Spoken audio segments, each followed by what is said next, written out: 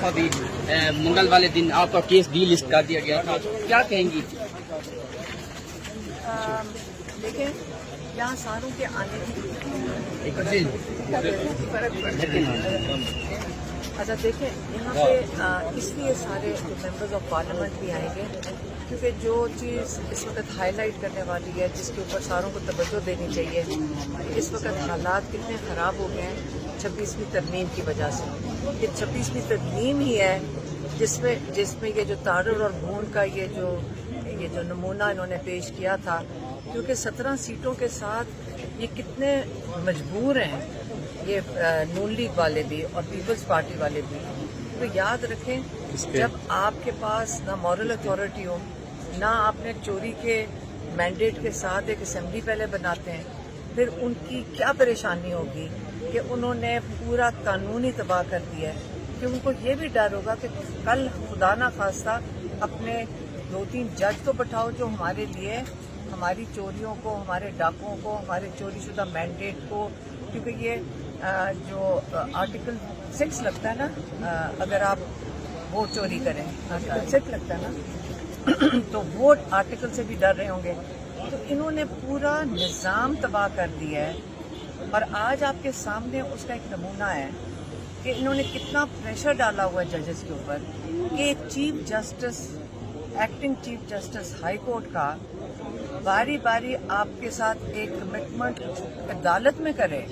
आपकी ज़बान एक चीफ जस्टिस की कितनी अहमियत रखती है कि जब वो आपके साथ कमिटमेंट करे कि जी आपका केस इस दिन सुना जाएगा और फिर अगली दफ़ा कहे कि जी वो गलती से स्टाफ ने लिस्ट पे नहीं डाला, फिर अगली डेट दे देती हैं। आज उन्होंने का वादा किया, वो बैरिस्टर गौहर ने आके बताया कि वो वादा कर रहे हैं कि आप बस यहाँ से चले जाएं, क्योंकि उन्होंने वादा कर दिया चीफ जस्टिस ने कि इस हफ्ते सुना जाएगा।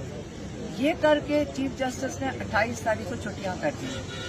आप क्या ये सारा कुछ इमरान खान के लिए हो रहा है उसका केस ना सुना जाए? हम ये कहते हैं कि हमने जजेस को सपोर्ट करना है। जजेस के ऊपर क्या प्रेशर होगा, जजेस की क्या मजबूरियां होंगी, हम चाहते हैं कि उनको ये पता होना चाहिए कि आप इन पौधों के ऊपर तैनात हुए, आप अहद करके आए कि अवाम को, लोगों को इंसाफ देंगे। आज हम अगर यहाँ बाहर खड़े होकर उनको सपोर्ट नहीं करेंगे, हम उनको ये बताना चाह रहे हैं कि हम सारे आपके साथ खड़े हैं, 26वीं तरमीम के खिलाफ खड़े हैं। और क्योंकि ये मेंबर्स ऑफ पार्लियामेंट हैं जो यहाँ पे आए हैं, वो ये बताना चाह रहे हैं कि इसी पार्लियामेंट ने चोरीशुदा मैंडेट ने ये फैसला दिया था और इन लोगों को जजेस के ऊपर अब उसकी वजह से प्रेशर पड़ रहा है। आज हम सारे मिलकर जज साहब को सपोर्ट करेंगे।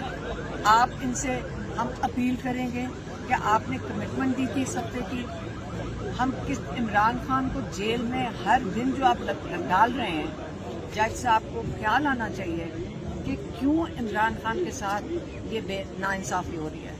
तो हम खड़े रहते हैं जब तक जज साहब हमारी जो अपनी ज़बान दी हुई है उसके ऊपर पूरा नहीं करते। अलीमा आपा ये बताइएगा, आपने वादों की बात की है कि वादा किया गया था कि आपका केस लगाया जाएगा। वादे तो आपसे पंजाब पुलिस ने 7 हफ्ते पूरे किए, फिर आप लोगों ने मुज़ामत की, फिर आपका जो है ना मुलाकात हुई थी, वो वादे भी वैसे ही थे। आज इन वादों के ऊपर आप फिर एतबार करना शुरू कर दिए आप लोगों ने, और हम क्या करें? हमारे पास देखें, इमरान खान कहते हैं ना कि जमहूरियत के 2 जो कहते हैं सतून है जिसके ऊपर जमहूरियत खड़ी होती है, अखलाकियात और रूल ऑफ लॉ। अगर दोनों ख़त्म हो जाएं तो फिर माशरा ही ख़त्म हो जाएगा। हमें खड़े होना पड़ेगा, ये इन्हीं चीज़ों के लिए हम आके खड़े हुए हैं कि जी आपकी अखलाकियात और रूल ऑफ लॉ, ये दोनों का आज इम्तिहान है यहाँ कोर्ट के बाहर, दोनों इम्तिहान में है। और इसके लिए आपको एहसास होना चाहिए कि बड़ी बहुत ही सीरियस चीज़ है ये, बड़ी आपको इसकी फिक्र करनी चाहिए कि इसके बाद जैसे इमरान खान कहते हैं जंगल का कानून है, ये जंगल के कानून के अंदर यहाँ फ्री फॉर ऑल हो जाएगा और जब इंसाफ लोगों को नहीं मिलेगा तो वो अपने हाथ में इंसाफ ले लेंगे। ये बड़ा ख़तरनाक चीज़ है। जज साहब आज जो इमरान खान के साथ कर रहे हैं, सारा मुल्क परेशान हो जाएगा और कानून हाथ में ना ले ले। ये बड़ा इसकी फिक्र करनी चाहिए क्योंकि लोगों को नजर आ रहा है कि यहाँ पे तो किसी का इमरान खान के साथ अगर ये हो सकता है तो अवाम के साथ क्या होगा। बैरिस्टर गौहर ने कल बड़ी उम्मीद जाहिर की है انہوں نے کہا تھا کہ امید ہے کہ عمران خان عید سے پہلے رہا ہو جائیں گے، لیکن عید کی چھٹیاں بھی آ رہی ہیں آگے، پھر گرمی کی چھٹیاں بھی آ رہی ہیں، تو عمران خان کے تو پھر کیسے سردیوں کے اندر جا کے لگیں گے؟ گوہر صاحب کو شاید وہ کسی اور دوست نے بتایا ہو، کیونکہ ہمیں کوئی ایسی فلانی ہم یہاں پریشان کیوں دھوپ میں آ کے کھڑے ہوں گے. یہ اصل میں جو باتیں شروع ہو جاتی ہیں نا کہ رہا ہونے لگے، وہ اس لیے ہے کہ آپ گھر چلے جاؤ، آپ سڑک پہ نہ نظر آؤ، آپ اپنا آئینی حق نہ استعمال کرو. اور یہ میں کل ہم نے عمران خان کو بھی بتایا کہ ہم یہ روز دیکھ رہے ہیں ولاگ میں خوشخبریاں سنا رہے ہیں، ہمارے سے تو کسی نے نہیں پوچھا. ہم یہاں پریشان کھڑے ہیں اور یہاں پتہ نہیں ولاگرز کون سی خوشخبریاں سنا رہے ہیں بیٹھ کے.